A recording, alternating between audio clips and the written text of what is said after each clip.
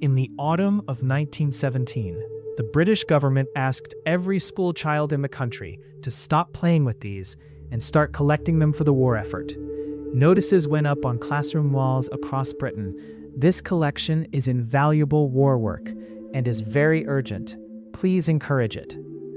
Boy Scouts organized collection points. Children stripped parks and gardens bare. 3,000 tons of horse chestnuts were gathered, bagged, loaded onto trains, and sent to secret factories. When a member of parliament asked what they were for, the government replied that the chestnuts were required for certain purposes. The reason was classified.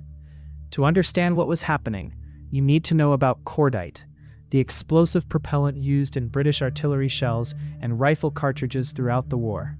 Making cordite required a solvent called acetone, and Britain was running out of it. The ships that normally brought acetone across the Atlantic were being sunk by German submarines faster than they could be replaced, and without acetone, the guns would eventually go quiet. A chemist had found a way to produce acetone by fermenting starch using bacteria, and starch could come from almost anything. Maize was the obvious source, but maize was also food, and with the same submarines threatening the food supply, diverting grain to munitions factories was becoming politically impossible. Someone suggested horse chestnuts. They were full of starch, they grew everywhere, and nobody was eating them. In Cambridge, police were called out to defend horse chestnut trees from marauding bands of children who were energetically attacking them to collect conkers. The patriotic enthusiasm was genuine and enormous. Children who had spent previous autumns threading these same nuts onto strings and swinging them at each other's knuckles were now collecting them as a contribution to the war effort. Some were told the chestnuts were needed for toothpaste. The factory at King's Lynn began processing the conkers and discovered almost immediately that the process was far more troublesome than expected. The quality of chestnuts varied too much, the yield of acetone was lower than predicted, and the whole operation was shut down after 3 months. Mounds of conkers were left to rot at collection points around the country. The children had collected 3,000 tons of ammunition that never reached the front. The war ended the following year, and the horse chestnuts returned to their peacetime purpose, strung on a string, swung at an opponent, in a game that continues to this day, complete with an annual world championship. Long before any of this, the horse chestnut had accumulated a considerable reputation in European folk belief, most of it optimistic, some of it completely unsupported by evidence, and some of it, it turns out, surprisingly accurate. Carrying 3 conkers in your pocket was believed across Europe to bring luck, often specifically financial luck, and to ward off various diseases. Belgians carried them as a cure for giddiness. Others swore by them for arthritis. The logic, such as it was, seems to have been that anything so glossy and satisfying to hold must surely be doing something useful. Placing conkers in the corners of rooms is still widely believed in Britain to keep spiders away. There is no scientific evidence for this. It doesn't stop millions of people doing it every autumn, nor does it entirely disprove it, since the experiments have been charmingly inconclusive.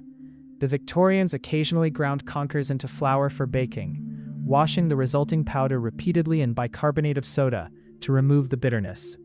Bookbinders and wallpaper hangers used a paste made from conkers, precisely because insects refused to eat it. The bitterness that made them unpleasant as food made them excellent as a preservative. And then there is the laundry. Conkers contain saponin, the same compound found in soap nuts, which makes them an effective and genuinely eco-friendly laundry detergent. You peel them, chop them, soak them in water, and use the resulting liquid to wash your clothes. A nut that children have been flinging at each other for centuries is also, quietly, a soap substitute, one that requires no packaging, no chemicals, and costs nothing beyond the effort of bending down to pick it up. The horse chestnut is not native to Britain, nor to most of the countries where it now lines every park and avenue.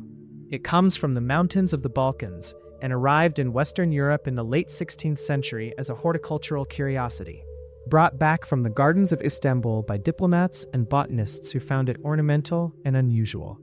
The entire Western European population of horse chestnuts descends from a single introduction, the trees in Istanbul's gardens, because the plant's true wild habitat in the mountains of Greece and Albania remained unknown to Western science until the 19th century.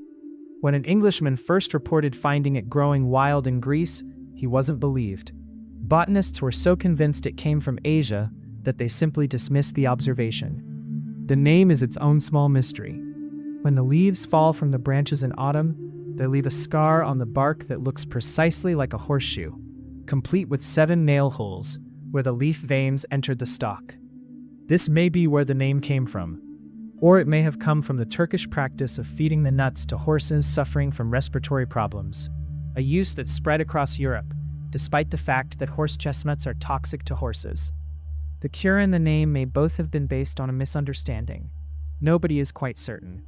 Despite centuries of folk belief and superstition, the horse chestnut's real medical value wasn't discovered until the end of the 19th century, and when it was, it turned out to be genuine.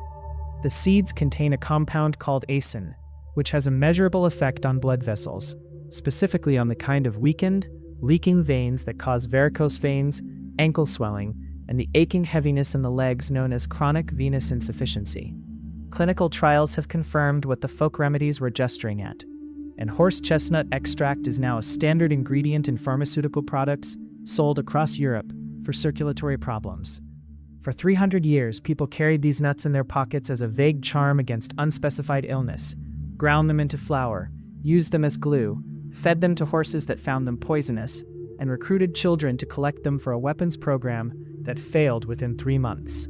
The actual medicine was sitting there the whole time, waiting to be noticed. Perhaps the most honest thing about the horse chestnut is that it has never pretended to be anything other than what it is. Every assumption humans made about it, the name, the medicine, the weapons, turned out to be wrong. The tree was right all along. We just kept asking the wrong questions.